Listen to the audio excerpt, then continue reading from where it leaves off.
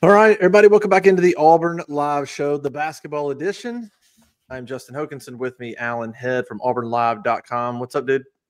What's up, buddy? Long time no see. I know we got to swap some information during coaching search silly season, but other than that, man, it's been a minute. But I'm glad to be sitting here talking with you today, specifically on basketball. About some basketball. We'll talk basketball. Sorry that we didn't start this earlier. That's on me. Just been craziness with some schedules and stuff, but we're going. It's just January, midway through January, and everything's heating up. We got 13 games left in the SEC schedule, postseason. Everything's in front of us. All right, real quick before we get into this, shout out to main sponsor of the show, Session Cocktail in downtown Auburn. If you live here, go check them out. Happy hours, 4 to 7. I think it's 4 to 7. Go check them out. If you come on game days for basketball, great spot to go. Like this Saturday, if you're coming in town, come early and go have a drink at 5:30, 6, and then just roll over to Neville. It's going to be crowded anyway, so just go ahead and get in town and go over there and have a drink. Or if you don't have a ticket, go have a drink and watch the game there. That's a great idea as well. So go check them out right there on Magnolia Avenue. Friends of the show, friends of AuburnLive.com, and all of that good stuff. All right, let's talk some Auburn basketball and catch up with you and get your thoughts maybe. Let's start here. 17-1, 5-0, number 1 in the AP and coaches poll, number 2 in Ken Palm, number 2 or 3 in Torvik, Evan Maya, BPI. I think they're 3. They kind of bounce around as they go. That stuff's going to change once you get into conference play because some of those ratings depend on how efficient you are. And obviously, if you play weaker teams, you're going to be pretty efficient. And so it's kind of a balance of all that stuff. But Auburn's done enough that they're pretty much going to hang around that top 3 to 4 among the ratings. And, of course, they're currently number 1 in both AP and coaches poll, unanimous number 1 for the first time in program history. One voter in the coaches poll voted Iowa State number 1 after they lost to West Virginia. So, it's like, why are we even playing? Auburn plus Auburn beat them, but whatever. So they're really close to having every first place vote in both polls. But people are dumb. So, like what surprises you so far about this team? What doesn't surprise you so far about this team? And then I'll sort of answer my own question after you go. Sure. I think if you're looking at a surprise, it's been, and maybe this isn't a surprise, but the fact that J.P. Pegues probably did not take the step I thought he would before the season started. And I think you alluded to it. It's not necessarily that he's a bad player or anything of that nature. Maybe stylistically, he's just not comfortable yet within the flow of this offense. And so they have, utilized 2 other players in that position. And you can't say enough good things about Tahad Pettiford. So if I'm surprised a little bit, it's probably at how quickly he's ascended. And maybe, if I'm surprised a little bit on what hasn't taken place, is that JP hasn't performed up to what I expected with some of the hype coming in. But overall, you can't really ask for much more. You hit all the metrics and talked about that. I think up to 10 quad 1 wins now. Is that where he's at? 10-1. They only played 10 last year. They only played 10 quad 1s last year. They've got 10 quad 1 wins.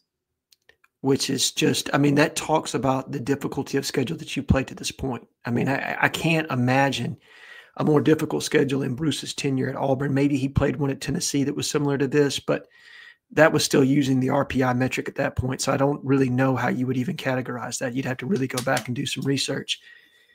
But just they have been through a gauntlet to get to this point. They've had to go through different levels of adversity, with Janai being injured 2 different times. Obviously, this one more significant than the first. But you've met every challenge. And the only time that you didn't rise to the occasion was a difficult game in Cameron Indoor. Justin, I think you were there. Yeah. That is an intimidating place to play for anyone. And I thought Auburn traveled well to that game. The fans responded. The team just had an off night. And that's going to happen when you play a schedule as many games as Auburn plays, and you have as many difficult opponents on the schedule. You're going to have a loss here and there. That's just, regardless of how talented you are, you're going to have losses over the course of a season. But they have found a way to weather it and overcome each and every opponent they've played to this point. And now you have a really big battle with a top 10 team in Tennessee coming into Neville Indoor Arena. And it is Man, it's going to be something to see because Tennessee is an exceptionally talented team defensively, very long. Auburn is an offensively talented team and also can, get after you on the defensive end as well. So really interested to see it. But those are probably the things that surprised me at this point. Being able to go through a schedule like this and come out unscathed with only one loss, maybe JP not playing up to expectation, and Tahad being even more than I thought he was capable of being. I mean, as a freshman to come in and play like he did against Georgia, you don't see that a lot. And when you see it, you know that you got something special. Yeah. Yeah, those are all good points. The JP thing has been, I can't say I'm surprised, and I only get to say that because I get to go to the practices. Right. I didn't mean like I'm not some amazing talent evaluator. I mean, I went to practices back in the early summer, and I remember leaving and talking to a friend and going, I mean, like literally one of the first practices. And I remember telling this person, I go, something's not there. I go, he's really passive. I said, I don't know if I don't know if the athletic ability is not matching up to the SEC. I don't know if he's trying to find his way, but I was like, he's really passive. He's not shooting. He's just sort of, letting everybody else sort of do their thing. And then once fall practice came, that didn't really change.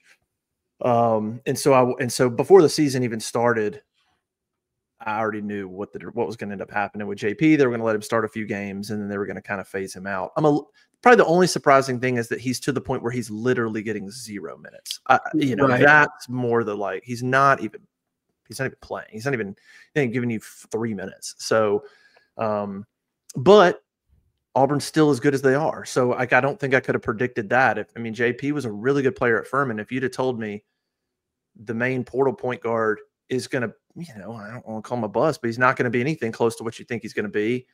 And Auburn's going to be in this position, I'd have been like, it's pretty amazing. Obviously, and that points to Tahad Pettiford, who, honestly, again, because I get to watch practices, and I remember writing in some insiders in May or whatever.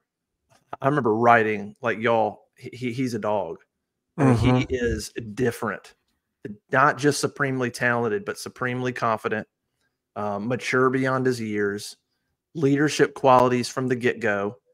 And it was just like it didn't take long to watch him and go, not just that he's talented, but watch him act around experienced players on Auburn's team early in practices. Janai and Chris and all these guys have played a ton of ball, and Tahad didn't back down 1 inch, voiced his opinion when he wanted to voice it. You're like, this is awfully impressive watching him. So watching him, his confidence is just like, none of this is surprising to me how good he's been, because he's just supremely confident. I never thought they'd have the record they did in that non-conference. I remember talking to one of the coaches. I was like, of the kind of the 7 main ones, I'm like 4-3 and you're thrilled.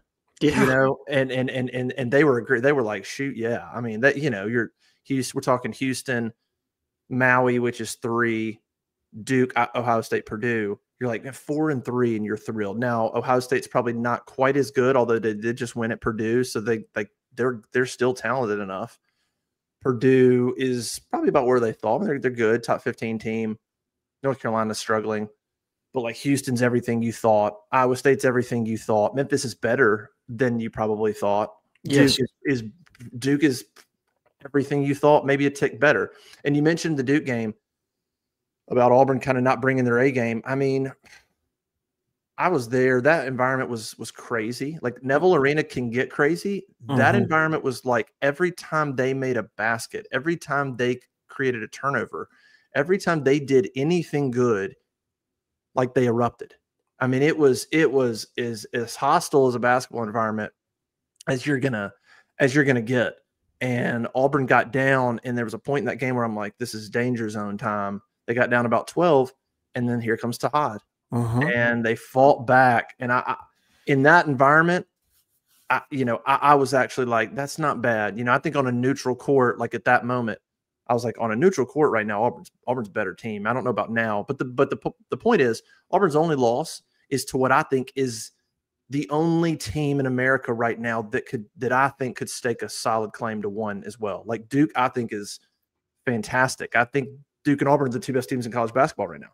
So your only loss is to Duke, who's the number one defensive team in the country, or two or whatever, and has, you know, Cooper Flagg, who could be National Player of the Year, and you lost in Cameron Indoor when there's never been more Duke students in a basketball game inside that arena ever, that for a non-conference game. They talked about it. So, gosh, you lost by 6. So that's your only blemish. So yeah, to this point, you know, a lot more good surprises than bad. I would say my surprise, just overall surprise, not surprise, but thing I'm impressed with when you think back to Auburn, think back to like the beginning of this run, think back to Bryce Brown days.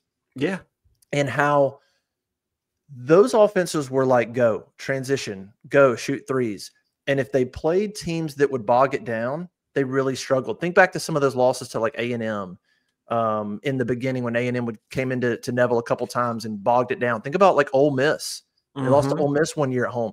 Those teams would bog it down, play good defense, play half court, and it would just – Auburn could not operate offensively half court really well. They needed to run and gun. And now think about where we are now and how over the years, over the last handful of years, how offensively and even defensively they've been able to transition through the years. And now their half court offense is one of the best in the country. There's no they don't need a run and gun. They don't need to shoot 25 threes a game. They can play half court offense and score efficiently. Same thing on defense. I mean, they've done it different ways over the years. They've always blocked shots. Some years they've been super hectic and they've created a lot of turnovers. That's not this team. This team's just locking down, switching screens, using their length, and they're just building walls. And they're not creating a ton of turnovers, but they're not letting you get any good looks, any good shots. And they don't have to create, you know, in the past, you'd say, well, if they're not creating turnovers, number one, that's not good on defense. And then if they're not doing that, they're not creating offense. That's not necessary. It's great, but they don't need to force 16 turnovers a game to make it go, you know, to make it work both ways. So that's kind of the thing when I'm watching this team over the years, is just sort of thinking about how they've been able to, this coaching staff can adapt and transition, and some of the talents transitioned, and now they're winning in similar ways. Like they're always going to play hard. Sure. And they're going to block shots. They're going, you know, but there's a lot of things they're doing differently. And now, I mean, you're looking at, if they could, you know, win a championship, you're talking about winning championships over his tenure at Auburn in completely different ways with completely different personnel, which just speaks, I think, volumes to BP and the whole staff and how he, you know, runs everything. No, I agree wholeheartedly. And it reminds me some of how Billy Donovan changed over the years at Florida. I mean, you remember his first couple of teams where it was run and gun with Jason Williams at the point, Teddy Dupree, and a handful of others. And like you said, when they were smaller, it was shoot it, get up, you know, Lakers Showtime type offense, right? Like that's, you wanted to really push it. And now you see the transition similar to them. Auburn has two really good post players. I mean, look, give Dylan a lot of credit. He has continued to get better. Janai is who Janai is. Probably, if he's not player of the year, he is absolutely in the consideration, if not a top 3 candidate. So it's just impressive of how, and give Mike Burgermaster credit for this, right? Like they've changed some things offensively to kind of fit. And I think they've run more of Bruce's traditional flex offense these last 2 weeks without Janai. Not 2 weeks, excuse me, this last 2 games without Janai. But I think he's done a fantastic job of creating different looks and sets that are not what you would typically describe. Like if you look Bruce early career, all of Tennessee and early part of Auburn, and how different it kind of looks now, the way they play more inside out, it is it's impressive. You're right. To be able to make that kind of a change and not lose anything, you know, that you didn't really see a struggle. Auburn didn't dip in wins or anything of that nature. And that's a lot of change. That's a lot of transition. And it also shows how BP is as a coach, that you're going to coach to your strengths. And we're not going to force a square peg into a round hole, right? And just extremely impressed with him, what they've accomplished this season. That change you talked about, because it's not an easy thing. You see Hugh Freeze struggled with it his first year at Auburn, where I guess he tried to let somebody else come in and run it at a different offense from what he's accustomed to, and he didn't handle it well. Bruce handled that pretty seamlessly, right? He allowed those changes to take place, morphed his offense, adapted it, and utilized it to fit it to his personnel. And just he deserves a lot of credit for that. Now, it's not done. You still got another half of the back half of the season to go, and I think we're going to talk about that now. But Bruce deserves a lot of credit for how he's managed his team, how he's used his pieces. Look, Denver Jones, to me, is better off the ball, but the way they prepared Denver this year as a combo guard has really been impressive to me. Even though he had some struggles against Georgia with their extended ball pressure last week, just a lot of credit to him for taking a role that might not be as natural as one for him playing the two. Yeah, I would agree. I think his ability to manage that one position's been huge. Yes. As valuable as Janai is, as valuable as Chad Baker is, given the makeup of the team, you could argue that Denver's value is equal, because without Denver, what would that do to your point guard position? It would all be on Tahad, and then JP would be the backup, and he's shown he's not really ready. Like, Denver's value is big time. His ability to defend. Yeah, I mean, my gosh, between Burgomaster and Stephen Pearl, you got. I mean, Bruce likes to call him the offensive and defensive coordinator, which is interesting. I don't cover every team. I'm curious how many other programs head coaches sort of say that, call coaches that, sort of have maybe a little bit of that setup. I mean, basketball is so different than football. Basketball, it gets the head coach. I mean, it's his system on both ends of the floor. You have assistant coaches that bring in ideas, obviously, and but it's the head coach. It's like he's and it's it's the way it is for Auburn. Like, Bruce runs practices. Ultimately, it's sort of his styles on both ends, but he leans on those two guys to really kind of create good game plans on those sides of both sides of the court. And they've been so good. I mean, my gosh, the last two games against ranked opponents without Janai, you gave up what? You without Janai the last 13 minutes against South Carolina, you gave up what they give up in the second half of that game. They only gave up 63 in the game. You come back against State, you give up 66. You go to Georgia, you give up 68 without, a guy in Broome who not just like as an overall player, but Broome is one of the highest defensive players in terms of defensive rating in the country, 3 blocks a game. And you just kind of keep rolling on defense. And I think that speaks a lot to Dylan and Chaney and just how they sort of buy in on defense. But as Bruce would say, they're in position to be in position. Yes. They've got the team and they've got the foundation and they got the pieces to then put themselves in position to do whatever they want to do. Basketball's hard. You have no idea what's going to happen, but like, they've got the pieces and the depth and the experience and the shooting and the defense. They've got all the stuff to do whatever they want to do. It's just about matchups and getting hot at the right time and all that good stuff. So here they are entering this Tennessee game. They're the only unbeaten team in the league by a game. Alabama's at 5-1. Auburn's at 5-0. Somebody else at 5-1. Ole Miss. Did they? Which I didn't watch I watched part of the Wednesday night games. Ole Miss blew that game against A&M. Did you see the ending of that game? By the way, I did.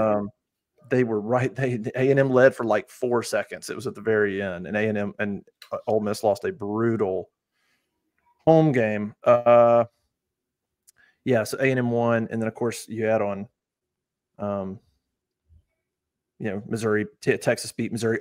Georgia had Arkansas by 15 on Wednesday night. Arkansas comes back and gets their first conference win. Big for Cal.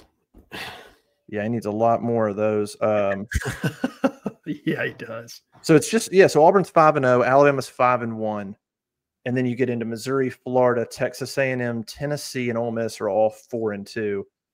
So this race is just getting started. Obviously, Alabama plays LSU on Saturday. So, potentially if Auburn doesn't take care of business, they fall half a game behind Alabama. But as far as Auburn, it's a huge game for a lot of reasons. Obviously, Tennessee's sitting here with already 2 losses in the conference. You beat Tennessee and give them 3. You got a 3-game lead with 12 left, and you got a head-to-head over them. That is a great place to be over certainly one of the primary contenders in the SEC trying to win a championship. There's a number of these teams, obviously, that can win it, but Tennessee's one of them. If you can go 3 games up over Tennessee pretty early on, well, that's 6 games in, a third of the way through, plus a head-to-head. That's a great place to be over Tennessee, who has got the kind of team and who's got the kind of roster to be. Tennessee's one of those. I mean, the SEC is jumbled. I mean, there's a lot of good teams, but when it all shakes out, Auburn, Alabama, Florida, to me, Auburn, Alabama, Florida, A&M, Tennessee, Kentucky. That's my 6. Like, I think those 6 have got the roster to win the league. I don't think through 18 games, I don't think Mississippi State does, and I don't think Ole Miss does, and I don't think Missouri does, even though they're off to a good start. To me, it's Auburn, Bama, Florida, A&M, Tennessee, and Kentucky. And A&M is a team to keep an eye on. They're 4-2. They were without Wade Taylor for a couple games. That's a really good. That's a good team. Don't sleep on what that team could do over 18 games. But as far as Auburn, Tennessee, obviously a monster game in terms of maybe potentially trying to go 3 games up over them. Yes, a third of the way through. Obviously, it would be another quad 1 win and all of that good stuff. But as far as right now, it's about doing what you can do to hang a banner. Like, that's right now. NCAA tournament is so far away. yes. Right now, it's winning an SEC championship is the only thing that matters. And then as you get closer to March, then it's like, okay, win a championship, but also can we start playing our best basketball? And that starts to creep in. Right now, win them all by a point. And hang on. That's the only thing that matters. And Saturday night, 1 versus 6, it's only the second top 10 matchup at home in the history of the program. The other was in the 50s against Mississippi State when it was like 8 versus 9. So, I mean, if you just wanted to say rankings wise, it's the biggest home game in the history of Auburn basketball. Like, if you just went, pure rankings, not necessarily some kind of outside significance or, any of that. No, it absolutely is. And maybe we'll be talking about Auburn versus Alabama as that game later on in the season when they come to the Nev. But finale. Whew, I'm telling you, they knew what they were doing with the schedule this year, I think. But extremely, extremely important game. And you're right. Rick Barnes, great coach. Good defensive club. They have struggled some offensively as of late. And you've seen that on display in a couple of road games for them. I am going to be very interested. Like you talked about the significance, all you got to do is win this by 1. It doesn't matter. Close only counts, horseshoes, hand grenades, and slow dancing, right? So win is a win. And I'll be interested to see if Janai plays, because I think it changes it changes how you attack Tennessee to a degree. Chad had a lot of success against Tennessee last year when they played in, is it Bowling Thompson Arena? I think that's Thompson Bowling. Thompson Bowling, gotcha. Flip-flopped it. When they played in Thompson Bowling, I think he's going to have another big game again. He matches up extremely well with his length, the way he attacks the ball, and just Chad's overall basketball IQ. I don't think that gets talked about enough.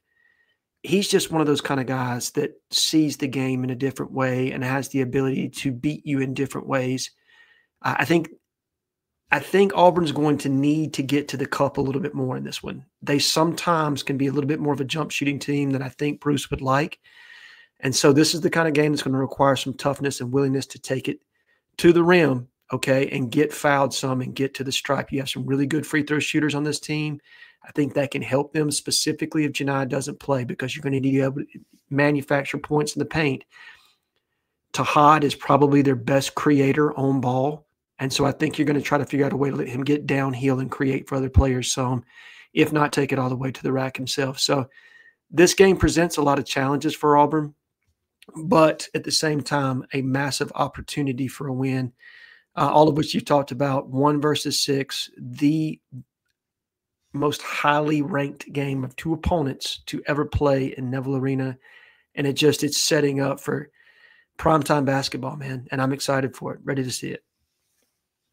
Yeah, game day will be there. It's gonna be bonkers. 7:30. It's gonna be wild. You mentioned Tennessee. They haven't hit 80 points in a conference game yet. 76 at home against Arkansas. That abysmal showing in Gainesville, 43 points. Yeah. 74 at Texas. 74 at home against Georgia, who's a very good defensive team. 75 at Vanderbilt. 68 against Mississippi State at home. So, I mean, they're very similar to teams they've been under Barnes, like physical, defense, half-court offense. I think the number for Auburn is, I mean, if Auburn gets to 70, they're going to be in pretty good shape. I think it would take some defensive letdowns to give up 70 at home to Tennessee, a team that's barely gotten over 70 in all of their games. I mean, Florida's the best defensive team they played. They scored 43. Now they shot terribly. They're going to play better than that. Georgia's a good defensive team. They scored 74. I mean, so 68 against State, who Auburn scored 88 on them.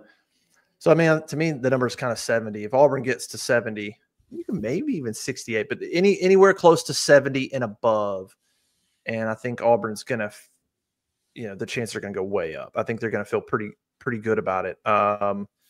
As far as Janai, so like we're recording this, and I guess it'll be I don't even know this week with the snow and the school off and out of school. I don't even know what day it is.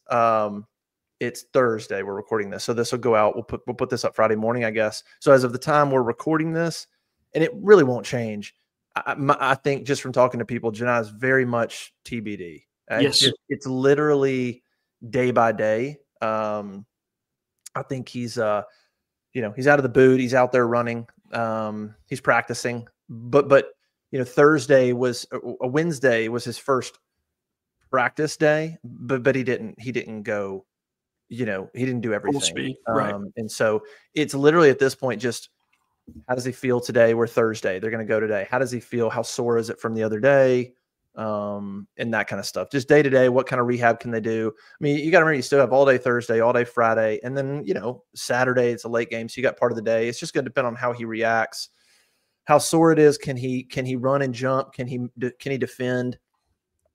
If I had to guess right now, I would. It's just still too early. It's still too even early to guess. I mean, I would think the goal would be, can they get him to a place where they feel like they could start him and watch the first rotation and see how he goes? Like, that would be a great place to get to. Right now, I'm not even sure if they could say they could do that. I think it's trending towards, I think he could play. Sure. But he will for sure not be 100%. I think the goal would be kind of like Purdue. Can we start him? Can we watch him the first few minutes and watch how he moves on offense, defense? Let's watch how he rebounds. Does he feel good and comfortable? Get through the first couple of minutes, and then you can kind of go, okay, he looks fine. Adrenaline will be pumping. He looks good. He's taped up. We're gonna just sort of play it like he's normal until he's not. Or do you trot him out there, you start him, and then you watch him, and you're like, hey, he looks a little he's favoring it a little bit, whatever. And then you make a decision right then and there. Okay, he's not playing 30 minutes. Like, he can play, but we're going to have to watch his minutes tonight, and it's going to be a little bit limited. I think it's literally that kind of to be determined as it stands now. But a lot's just going to depend on how he reacts over the next couple of days, pain tolerance, and all that stuff. But even having him out there, if he's not a liability, if he can jump, if he can rebound, if he can, contest shots, even just having him out there, 10 to 15 minutes would be great, right? I mean, that'd be fantastic. That'd be a big help. Sure. And when you think about the last two games that Dylan's played, the number of minutes that he's played at that center position, which is, both career highs for him. He started to cramp up in the back half of both of those games.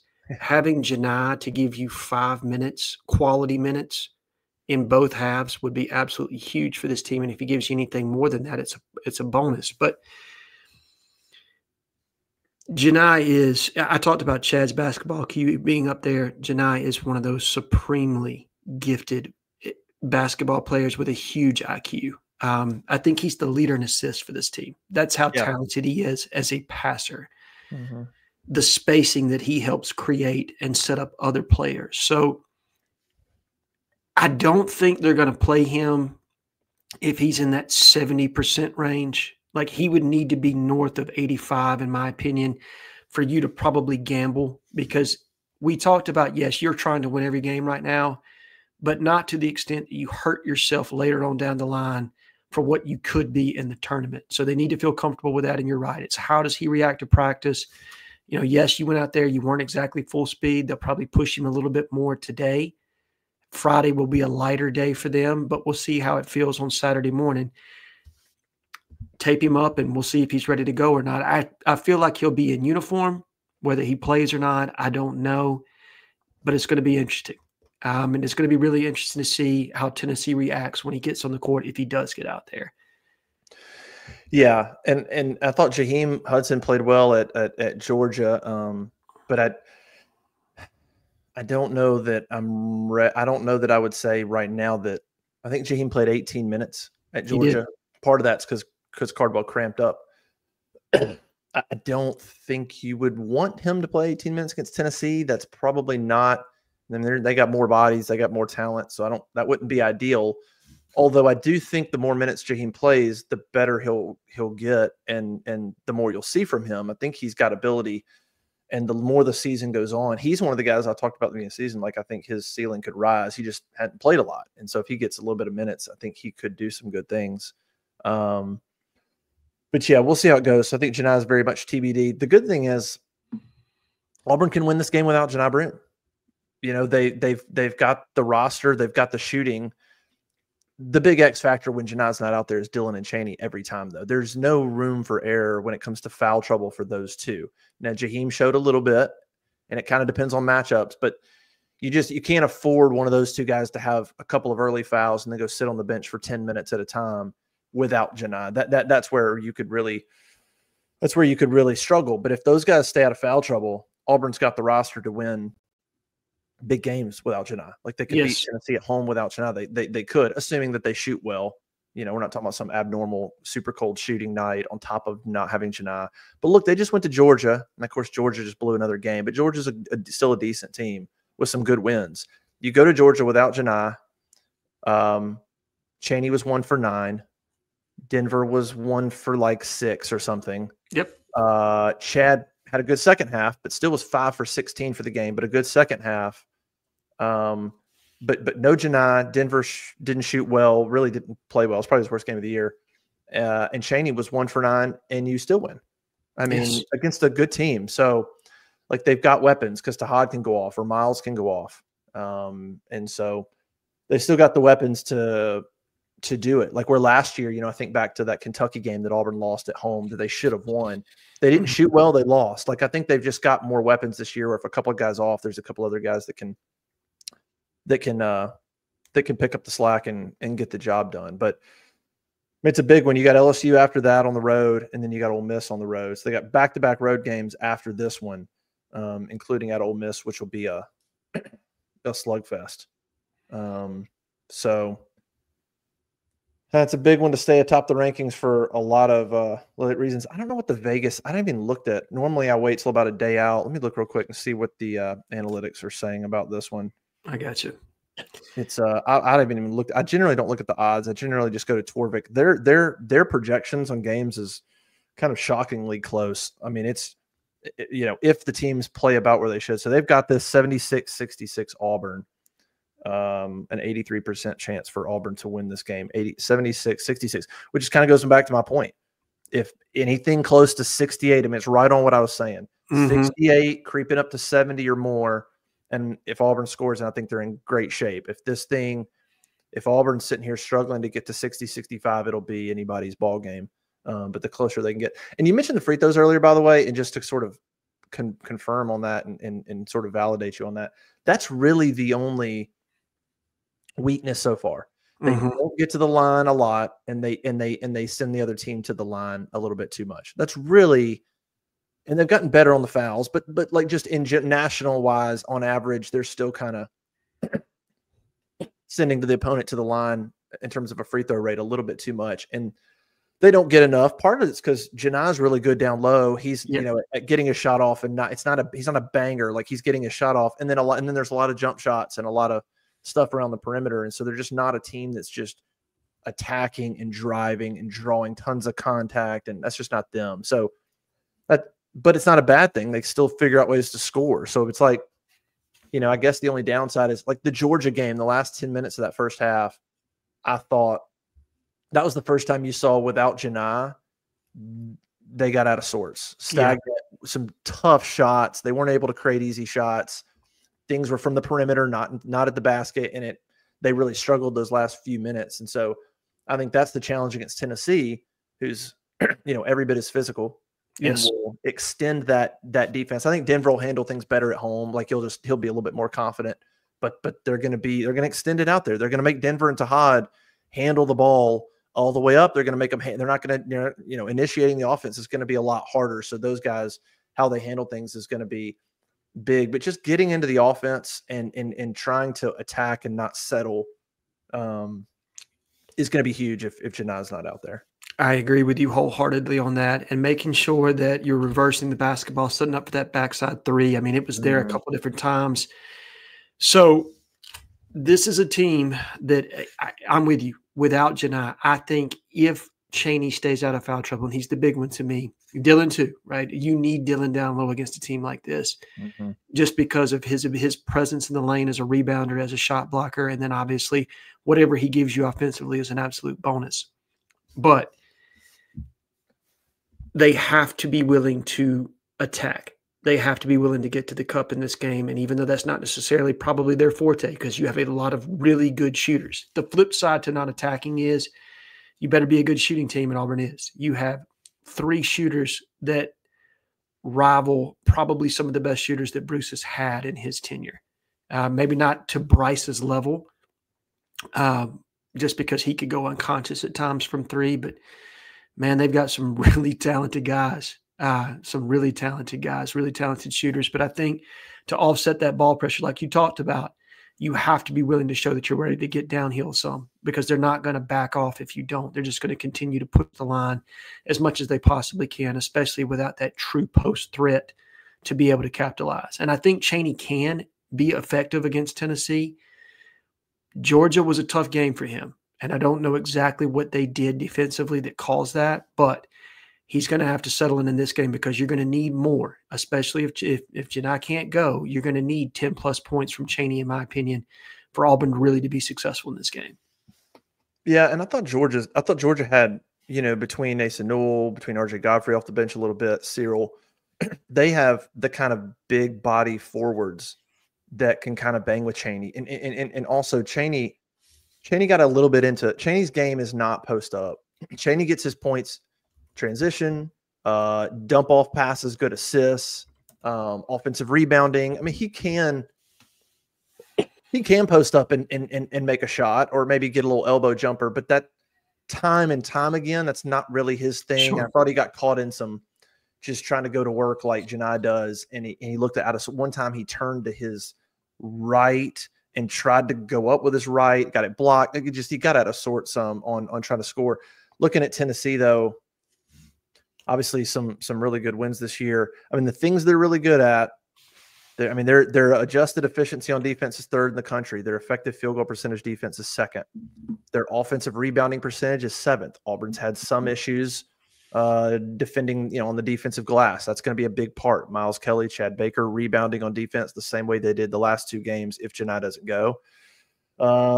Defensively, 3-point percentage defense, Tennessee number 1, 26%. So you think about Miles and Denver and Tahad and those guys shooting threes. Don't fall in love with it. Take the good ones, but don't fall in love with it, because they do a pretty good job out there, mainly because they're extending. And then 2-point percentage defense, Tennessee's 23rd, and then they block a lot of shots as well. So does Auburn. So they're just going to be a long team that extends stuff out, and so you got to be patient, run your stuff, pass the ball. Don't settle for threes. Take what's in transition. Look for, like you said, that cross court pass, those corner threes. But it's just going to be one of those games. Run your stuff. Don't get lazy. Right. And I like Auburn's chances. The energy and the stuff in the arena will help them. Will give them a handful of points. Obviously, Auburn's tough to beat inside that place, especially with this team. I I think Auburn, I think it's another game where I could see Auburn getting off to a good start because of the energy. Things are going to settle in. Tennessee's going to make their runs. But if Auburn runs their stuff, limits turnovers, doesn't get lazy in how they operate offense, it's one of those games. It's like it's going to be all 40 minutes. Run your stuff every time. I like Auburn to win. I mean, I would say my prediction is, gosh, I think maybe 73 to 60, 61, 62. I mean, I think Auburn can get them by 8 or 9 points or something and just push past that 70-point mark. And I think they're in great shape. And of course, if Janai somehow walks out Saturday and feels great and plays 28 minutes, that could change things in terms of maybe offensively pushing even more points past that. But I like Auburn's chances. I think it's going to take an abnormally poor shooting night or an abnormally poor defensive night for Auburn to lose, and Tennessee just really hasn't shown the ability to just go off on offense. I mean, even if you just look at I don't know, they beat Louisville, they scored 77, 64 in a win against Virginia, 77 in a win against Baylor.